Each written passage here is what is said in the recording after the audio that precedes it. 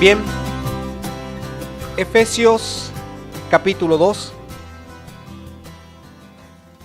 Me disculpo antemano si me ven tomar un caramelo u otras cosas, es por mi garganta. Y también si por algún motivo necesito usar el pañuelo, ¿sí? Sepan disculparme. Estamos en el estudio del libro de los Efesios y me toca a mí desarrollar el capítulo 2, por lo menos los 10 primeros versículos. Así que con Biblias abiertas, leemos, dice allí, hablando Pablo por el Espíritu, y Él, hablando de Jesucristo, les dio vida a ustedes cuando estaban muertos en sus delitos y pecados, en los cuales anduvieron en otro tiempo siguiendo la corriente de este mundo, conforme al príncipe de la potestad del aire, el espíritu que ahora opera, que ahora conduce en los hijos de desobediencia, entre los cuales también todos nosotros vivimos en otro tiempo en los deseos de nuestra carne, haciendo la voluntad de la carne y de los pensamientos, y éramos por naturaleza hijos de ira, hijos de furia, lo mismo que los demás. Pero Dios, que es rico en misericordia, por su gran amor con que nos amó, aun estando nosotros muertos en pecado, nos dio vida juntamente con Cristo. Por gracias son salvados, y juntamente con Él nos resucitó, y asimismo nos hizo sentar en los lugares celestiales con Cristo Jesús, para mostrar en los siglos venideros las abundantes riquezas de su gracia en su bondad para con nosotros en Cristo Jesús. Porque por gracia son salvados por medio de la fe, y esto no de ustedes, puesto que es don de Dios, no por obras, para que nadie se gloríe. Porque somos hechura suya, creados en Cristo Jesús para buenas obras, las cuales Dios preparó de antemano para que anduviésemos en ellas. 10 versículos, un segmento muy, pero muy impresionante, lo cual posiciona a esta carta de Efesios, a los Efesios, como un libro de misterios develados. Y es en las Escrituras la única carta, Efesios es la única carta en que de manera explícita muestra la simbiosis, por decirlo de alguna manera, el vínculo entre lo espiritual y lo físico. Porque este libro explica lo que realmente está pasando con el ser humano. Explica la razón de sus acciones, la fuente de los despropósitos de cada persona. Para quienes estudian al hombre, esto que ha vertido Pablo por medio del Espíritu es, a mi consideración, la llave más importante que tiene el cristiano para comprender la mecánica de su existencia. Todo aquello que se refiere y se interconecta entre lo humano y lo espiritual, entre sus instintos y la razón. Así que comprender esto nos ayudará, y así lo espero, a perfeccionar nuestra fe, para perfeccionar nuestras acciones, para mejorar nuestras conductas. Ese es el objetivo. Así que hablamos, como ya de entrada, vamos a hablar de situaciones de pecado, de muerte, como también de un conductor de estas cosas.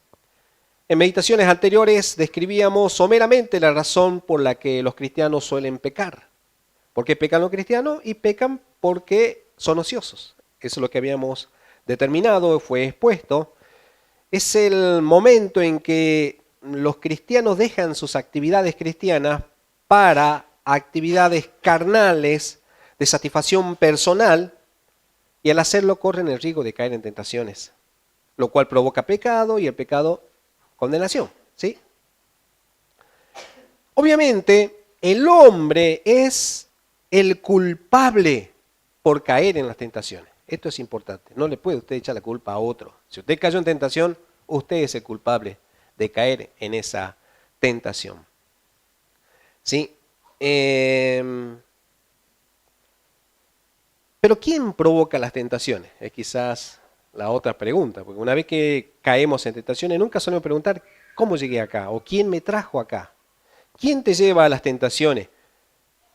Y el que te lleva, ¿cómo lo hace? ¿Y por qué lo hace? Sería interesante conocer esto. El por qué lo hace nos va a dar respuestas y a pesar de que quizás preconcebimos algunas cosas, tenemos algunas respuestas sencillas en nuestra mente, sabemos que Satanás es el tentador, eso no es nada nuevo, pero comprender el cómo lo hace es quizás lo que nos ayudará a perfeccionar nuestra fe, nuestra habilidad mental para detectar lo maligno. Y para esto fue escrito esta carta. Para una apropiada comprensión de estos textos, debemos primeramente escapar del necio adoctrinamiento en el que hemos sido sometidos, generado por el actual sistema satánico cuyo objetivo es dominar las masas del siglo XXI para llevarlas a la fase final en la que ya prácticamente estamos.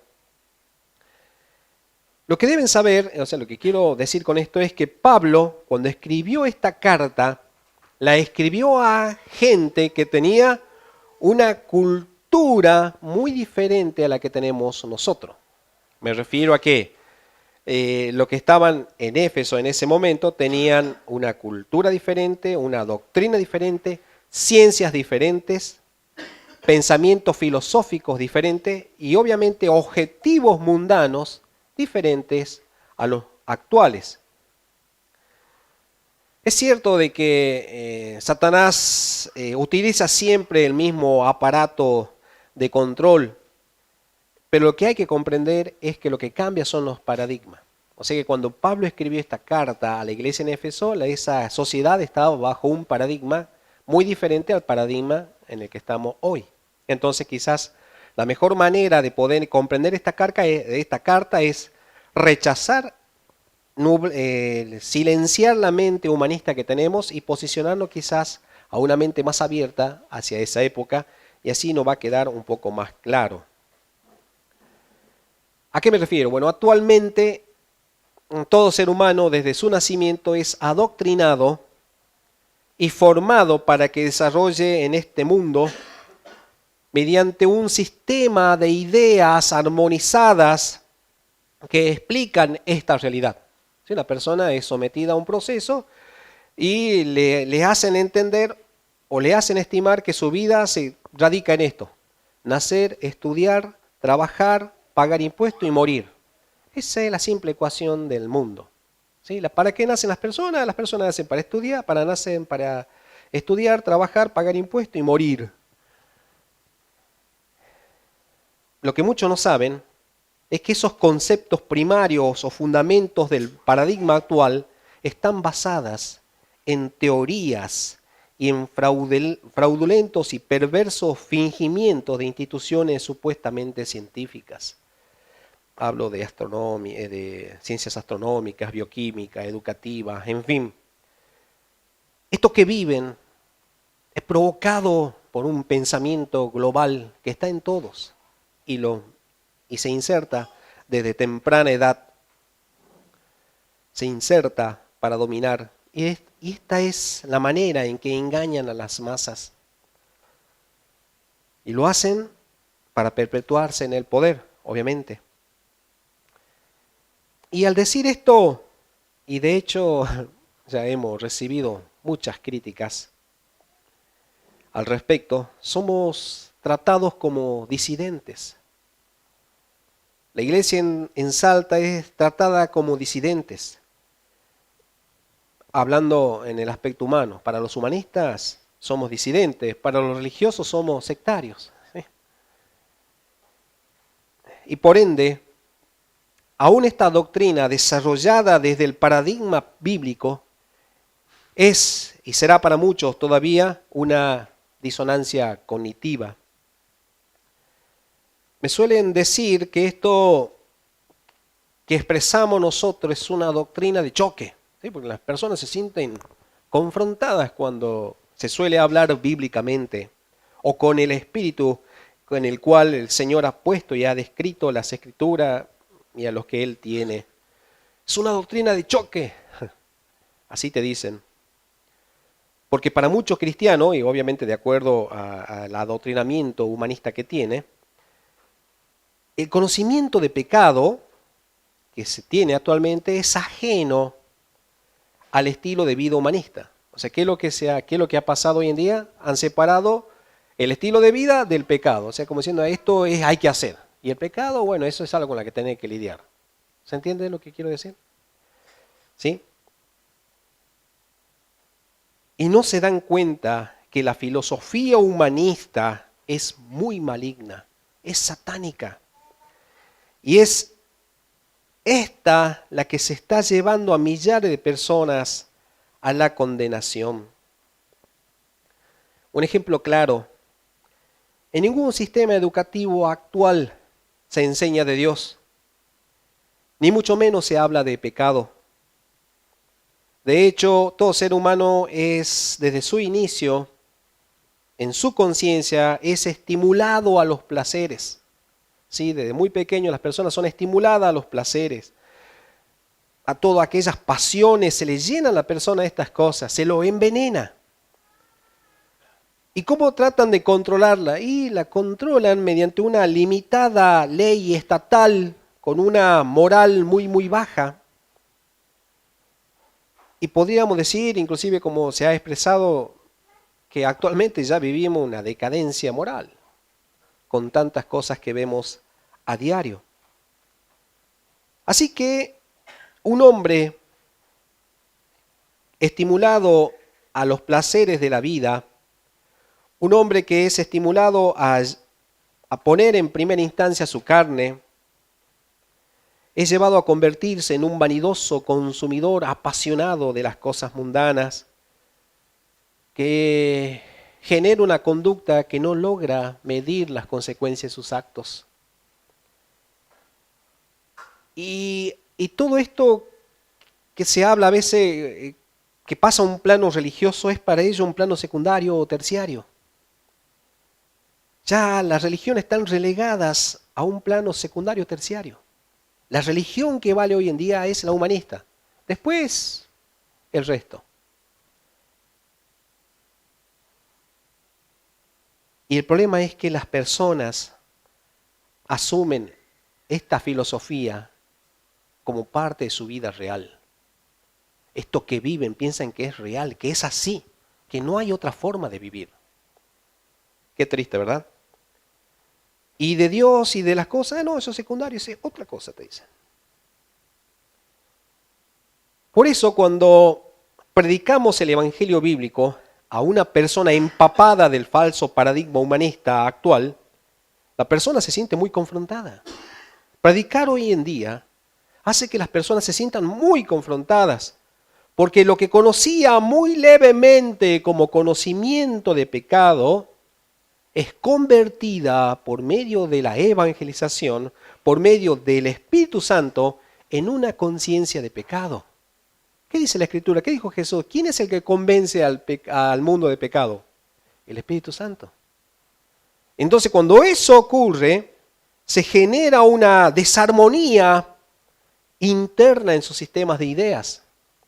Y ese choque genera una turbación, inclusive hasta en el plano emocional, lo que desemboca en pensamientos que entran en conflicto con sus creencias, obviamente humanistas, lo cual, y esto es lo importante acá, una persona es llevada a un punto en que puede conocer un nuevo camino, con una nueva puerta hacia la verdad. la cual es Cristo. Pero no va a ser fácil. No va a ser fácil. Bueno, con lo expresado quiero dar a entender que el pensamiento humanista es maligno y es el vehículo para dirigir al hombre hacia la condenación. ¿Qué es lo que hoy podemos, si alguien me pregunta, qué es lo que hoy condena al hombre? El humanismo que está viviendo, eso condena al hombre. Ese estilo de vida que lleva, eso condena al hombre. Todo lo que piensa que está bien, eso condena al hombre. Su ética, su moral, sus ideas, sus opiniones, eso lo está conduciendo al infierno. Cualquier forma de doctrina no cristiana lleva a las personas a un sistema pecaminoso, condenatorio, que Pablo lo explica de esta manera.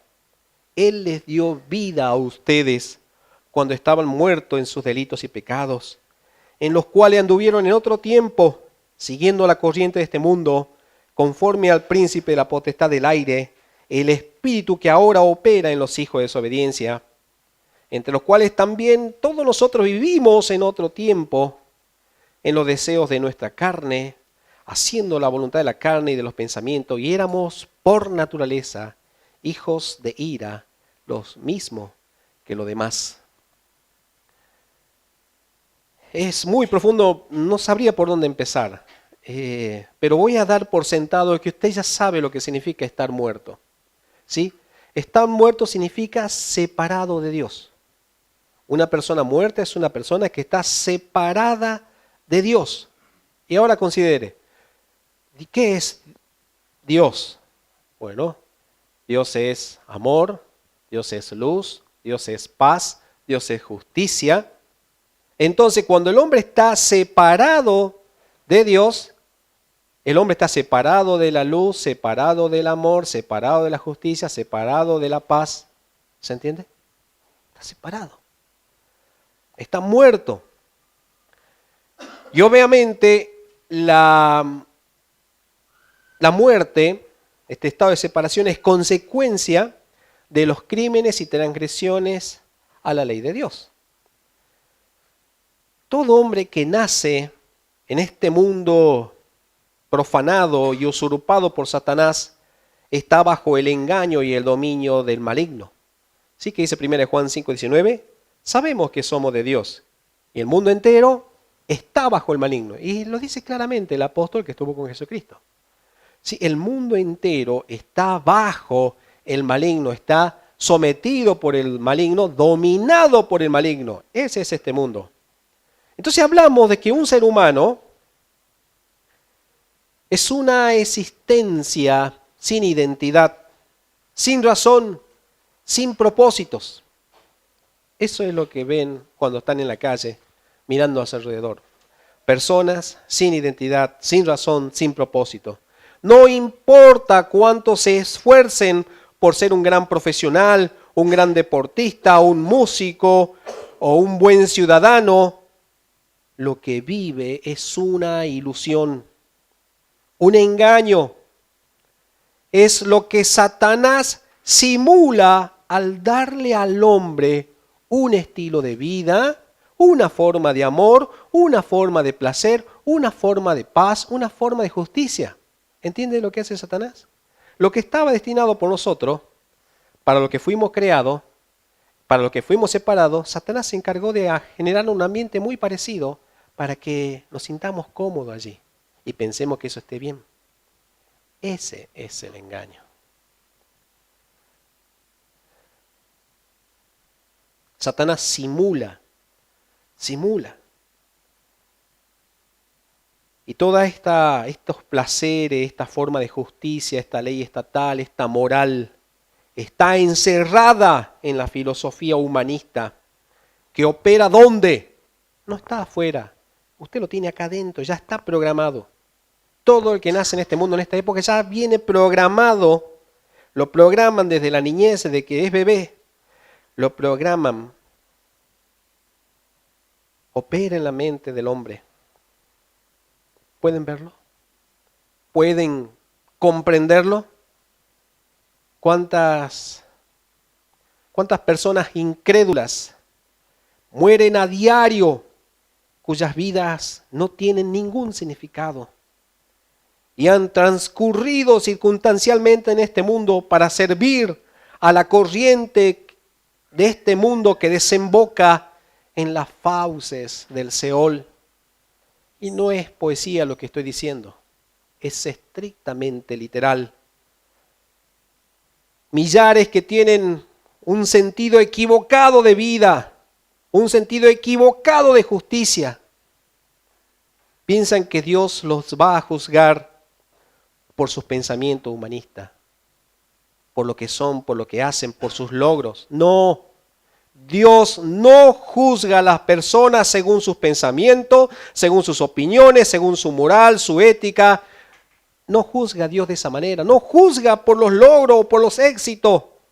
Dios juzga según su ley. Y eso tiene que aterrarnos a nosotros. Y en su ley, el que no conoce ni recibe al Señor Jesús, automáticamente queda condenado. Cuando mucho le gusta el versículo, el texto de Juan 3:16, a mí el que me interesa es Juan 3:18, porque es el que dice esto: el que no conoce a Jesús permanece en condenación.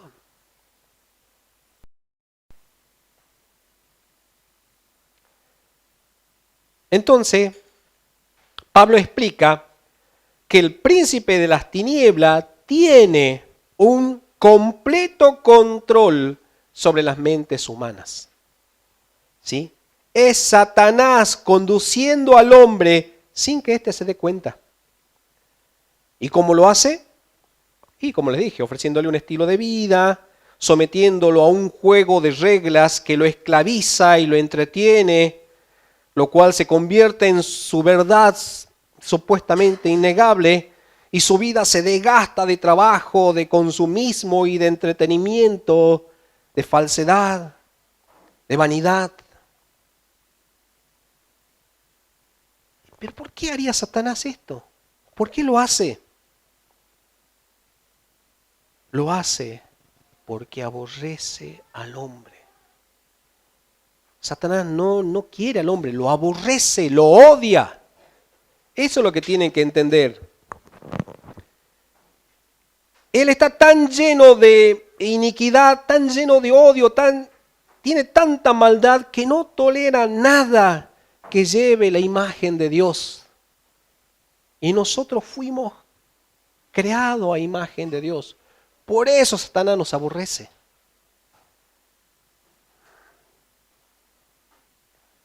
No es que Satanás quiera hacer un reino en este mundo. No, él quiere destruir. Él quiere destruir. ¿Qué dice Jesús de Satanás en Juan 10:10? El ladrón no viene sino para robar y matar y destruir. Yo he venido para que tengan vida y para que la tengan en abundancia. Dos cosas diferentes.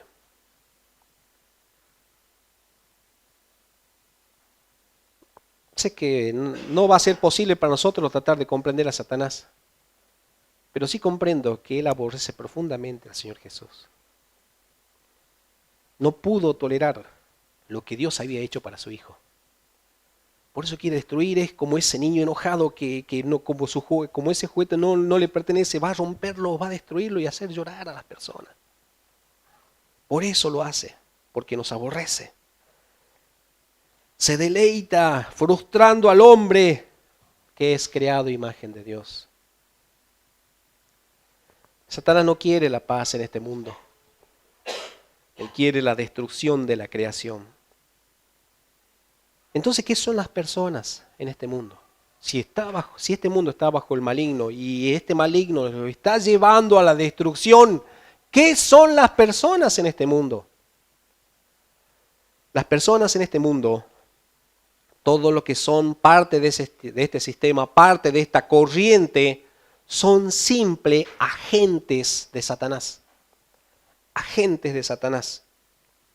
Un médico, un abogado, un albañil, una maestra, un policía, una enfermera, un comerciante, Son simples agentes, emisarios, delegados, sumidos bajo el influjo de un estado agéntico. Y lo peor de todo es que no lo percibe. Y cuando hablamos de agente, no nos referimos a la persona que tiene implantada como infraestructura este pensamiento humanista desde sus inicios. Son todos esos valores sugestivos, aparentemente razonables, que hacen que las personas obren y trabajen. Y lo hacen porque se les ordena. Y obedecen. ¿Por qué? Porque consideran que no tiene alternativa. ¿Trabajas o no comes? Punto. Esa es la regla. Y es una verdad incuestionable para el mundo. Y de hecho lo aborrecen al que es vago, ¿no? No lo pueden tolerar, básicamente. ¿De dónde sacaron eso? ¿Quién les enseñó? Vean este influjo. Entonces,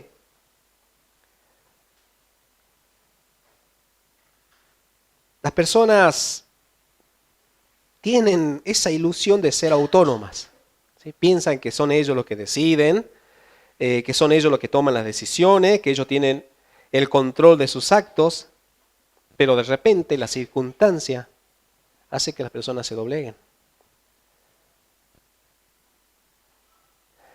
Cuando la persona es sometida a una faz del sistema en el que alguien con un estatus propiamente del mismo sistema le ordena lo que debe hacer sin importar lo que éste piense. Llega a tu casa, como le dije, el Ministerio de Salud dice: tenés que ponerte estas 15 vacunas y no digas ni A. ¿Sí?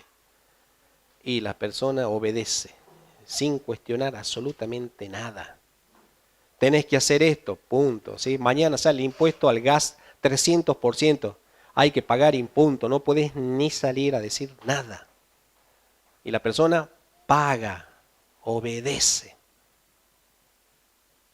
¿Por qué? Es ese estado agéntico, es ese adiestramiento que lo tenemos todo, o al menos que hemos tenido en el momento en que hemos entrado a las escuelas. ¿Cómo piensan que es posible que una persona mate a otra y no tenga culpas? ¿De quién estoy hablando? De los militares. Son enviados a la guerra y matan a lo que ellos llaman sus enemigos. Son iguales, son del mismo color, tienen los mismos ojos, pero los matan. Pero piensan para sus adentros de que han hecho bien. ¿Cómo se logra eso? ¿Entiende por dónde va? ¿Entiende cómo domina? No es usted, es el programa que tiene metido adentro. ¿Por qué mata el ladrón? Uno piensa que el ladrón siempre es malo, ¿verdad? Pero también tiene sus razones. También tiene un influjo.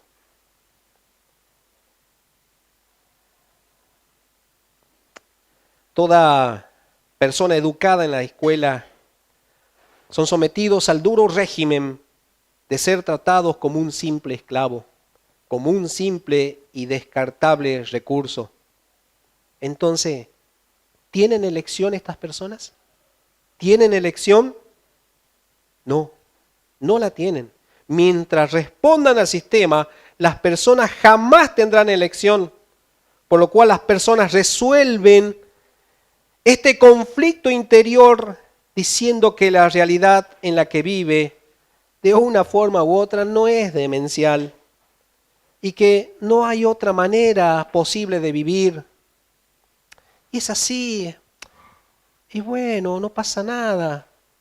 Mañana se va a dictar, por decirlo, mañana no significa a pocos años, la poligamia acá en Argentina como en otros países. Y bueno, hay que tolerarlo. Somos cristianos. ¿Cómo es posible?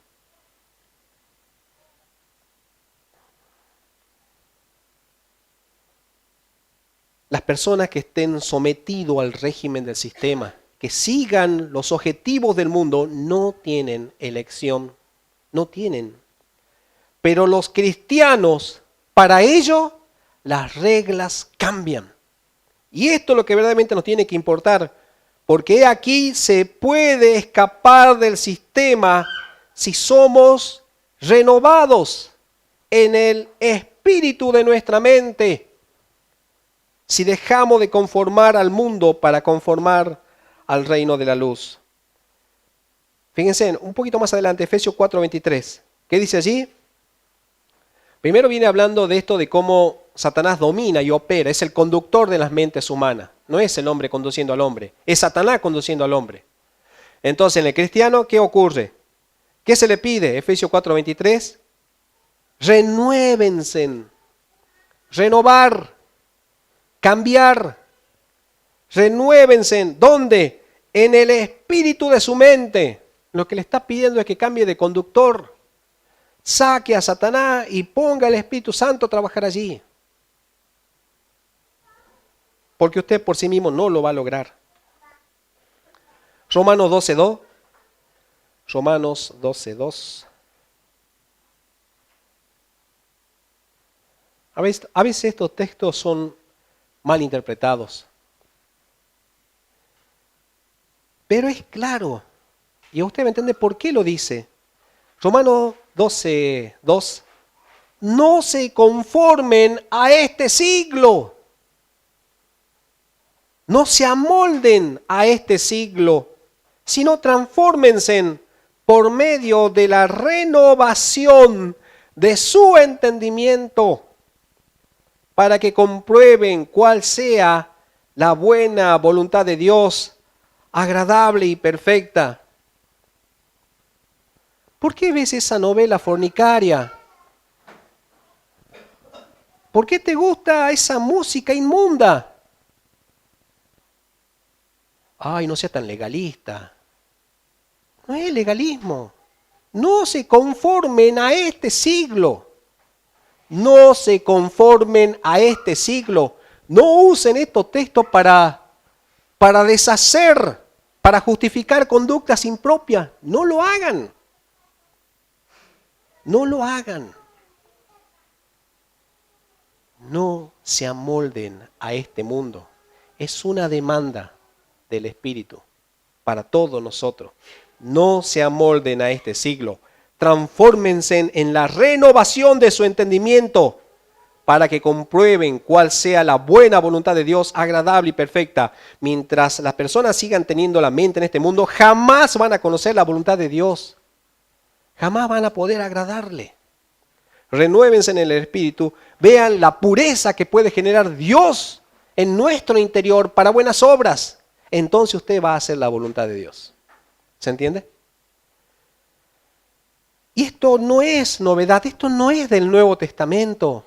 Salmo 51:12.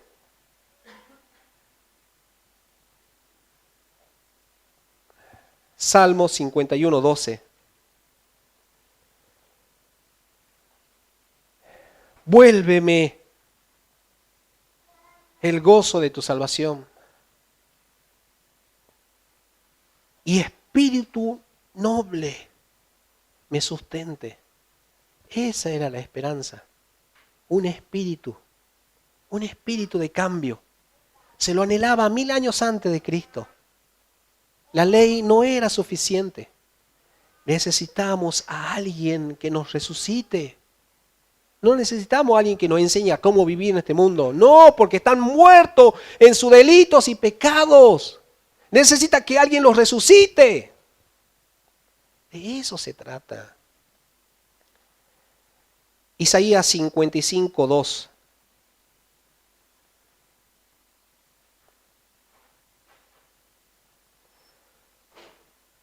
Isaías 55:2. Y estoy hablando de la manera práctica, ¿sí? De cómo se veía ya desde la antigüedad. Y son cosas que tienen que servirnos de ejemplo a nosotros. ¿Qué dice allí? ¿Por qué gastan el dinero en lo que no es pan y su trabajo en lo que no sacia? ¿Por qué? ¿Por qué gastan el dinero en lo que no es pan y su trabajo en lo que no sacia? Óiganme atentamente y coman del bien, y se deleitará su alma con grosura. traducido al Nuevo Testamento, Juan 6, 27. Este es un duro golpe al pensamiento humanista. Juan 6, 27. Trabajen no por la comida que perece, sino por la comida que a vida eterna permanece. ¿Hace usted esto? ¿Trabaja usted para la comida de la vida eterna o está trabajando en sus deleites temporales?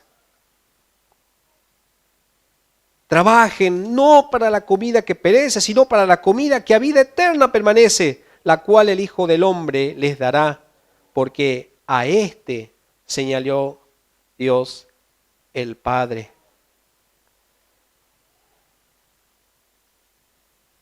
Quizás para los judíos de aquella época era difícil verlo o entenderlo. Quizás para ellos era una idea, quizás algo inalcanzable. ¿Saben quién fue el primero que experimentó esto? ¿Quién lo entendió? Obviamente saben que Jesucristo venció todas las tentaciones, ¿sí? Le dijo a Satanás: vete, Satanás, ¿sí? No me interesa tu pan, no me interesa tu reino, no me interesa nada de lo que me des. ¿Sí? Ya Jesús obviamente es el ícono, es el que hay que seguir, pero ¿quién lo entendió primeramente? Estuve buscando, vamos a ver, vamos a aprender a escapar del sistema. Esta parte se llama escapando del sistema. Vamos a hablar de la experiencia de Pedro. Vamos a ir a Lucas, capítulo 5. Tiene como subtítulo La pesca milagrosa, ¿no? Yo le pondría otro, y de hecho es otro el título. Leamos, dice: sucedió que estando Jesús junto al lago de Genezaret, el gentío se agolpaba sobre él para oír la palabra de Dios. Y vio dos barcas que estaban cerca de la orilla del lago, y los pescadores, habiendo descendido de ellas, lavaban sus redes. Significa que estaban por guardar todo, se estaban guardando todo. Y entrando en una de aquellas barcas, la cual era de Simón, de Pedro, le rogó que la apartase de tierra un poco, y sentándose enseñaba desde la barca a la multitud. Cuando terminó de hablar, dijo a Simón: boga mar adentro y echen sus redes para pescar. Y como todo pescador, respondiendo, Simón le dijo: maestro, toda la noche hemos estado trabajando y nada hemos pescado. Debe haber mirado fijamente a Jesús y debe haber dicho: más en tu declaración echaré la red. Y habiéndolo hecho, fueron obviamente hasta la mitad del lago, echaron las redes y encerraron gran cantidad de peces, y su red se rompía. Entonces hicieron señas a los compañeros que estaban en la otra barca para que viniesen a ayudarles, y vinieron y llenaron ambas barcas de tal manera que se hundían. Sí, hasta me imagino el sonido, ¿no? En el agua. No cabía nada más en esas barcas.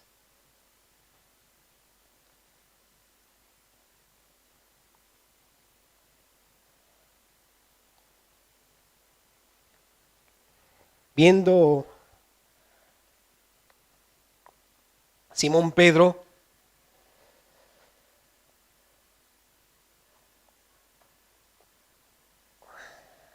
cayó de rodillas ante Jesús, diciendo: apártate de mí, Señor, porque soy hombre pecador.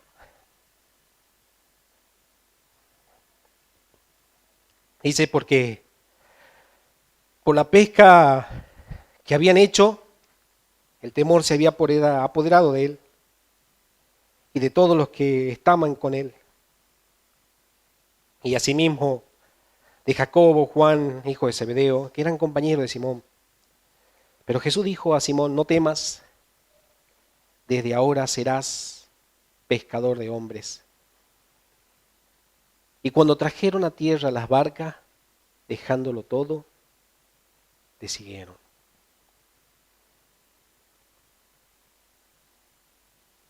¿Lo puede ver?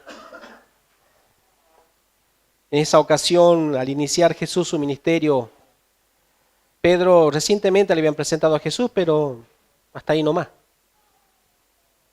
Y Jesús se acerca al mar de Galilea, está predicando allí, y la gente agolpaba, lo que obliga a Jesús a meterse en una de las barcas. Y las barcas de ellos estaban acomodando las cosas, ¿sí? Se había acabado el día, la noche, no habían pescado absolutamente nada. Y mientras ellos acomodaban, y Pedro debe haber sentido un poco hasta de incomodidad allí. Él está trabajando y toda la gente allí, Jesús predicando, ¿sí? Mientras él estaba lavando las redes. ¿Entiende? Sí, y fíjense en la situación de incomodidad, la hora, lo frustrado de Pedro, no haber pescado nada. Era difícil escuchar a Jesús en ese momento. Pero terminada la labor de Jesús de predicar, le pide a Pedro, quien ya estaba cerrando todo, le dice, vamos mar adentro a pescar. Y hay que entenderlo, fíjense, Pedro es pescador. O sea, a Jesús no se le conocía como pescador, ¿de acuerdo? Y Pedro debe mirar a Jesús como diciendo, pero a mí me vas a decir que tengo que ir a pescar. Ya se terminó la noche. En el día no se pesca nada, a esta hora no se pesca nada. Hay que irse ya. O sea, es como un insulto. Se debe haber sentido insultado Pedro. Así que, ¿cómo? Pero mirando a Jesús, y dijo, bueno, vamos. ¿Cómo alguien que no era pescador le podía decir a él que esa era la hora de ir a pescar? Si bien accedió, yo considero que él estaba esperando una frustración allí. Y de repente, sorprendido al ver que lo improbable estaba ocurriendo en ese momento. ¿Cómo es posible esta pesca?, dijo Pedro. Y gira a ver al Señor Jesús para caer de rodillas, en señal de reverencia y solicitud. ¿Por qué? Porque por primera vez Pedro, Jacobo y Juan ven a un hombre que es capaz de romper las reglas a las que ellos estaban acostumbrados. ¿Se entiende? Pedro, Juan han estado pasando su vida tratando de resolver su vida. Deben haber intentado tantas cosas que al final quizás lo que más satisfacía en ese momento era ser pescador. Y había que trabajar como pescador de noche, en el frío, trabajar, oler a pescado, es un oficio difícil. Y de repente Jesús, en 10 minutos, y una pesca para todo el mes prácticamente. En un momento impensable. Al ver lo que Jesús hizo, a ellos les dio la pauta que Jesús conocía la manera de hackear a este sistema. ¿Cómo lo hizo? ¿Cómo lo hizo Jesús? Por medio de la fe, que es lo que hasta ese momento nadie conocía. ¿Cómo es? ¿Qué es? ¿Qué? Si alguien hubiese preguntado, ¿cómo lo hiciste? Por la fe. ¿Por la fe? ¿Sí? Mas el justo por la fe vivirá. Sí, esto ya desde Habacuc, ¿sí? Habacuc 2:4, sí. Traído por Pablo, Romano 1:17. Es sorprendente que muchos cristianos sepan esto de memoria, pero no lo aplican a su vida. Siguen sometidos a las reglas del mundo. Siguen buscando resolver sus vidas según los caminos del mundo y no según Cristo, no según la fe. ¿Cómo espera una pesca milagrosa? ¿Cómo van a esperar que las cosas sean diferentes? El Señor Jesús nos dejó la fe.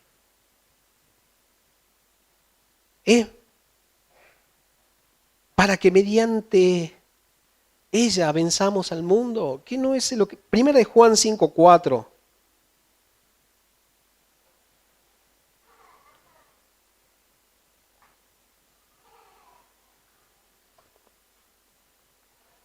Primera de Juan 5:4. El que estuvo en esa barca allí escribió esto, porque todo lo que es nacido de Dios vence al mundo.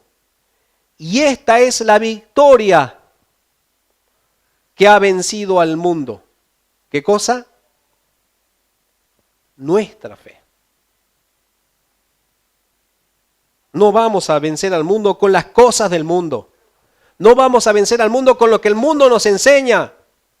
Eso nos va a terminar destruyendo. Al mundo se lo vence con la fe, mediante la fe. Y el que no sabe usar la fe, jamás logrará vencer al mundo. Jesús le dijo, si tuvieran la fe del tamaño, de la manera más pequeña, dirían a este monte, córranse y se correría, ¿verdad? Nuestra fe no logra ni sanar una gripe, ¿sí?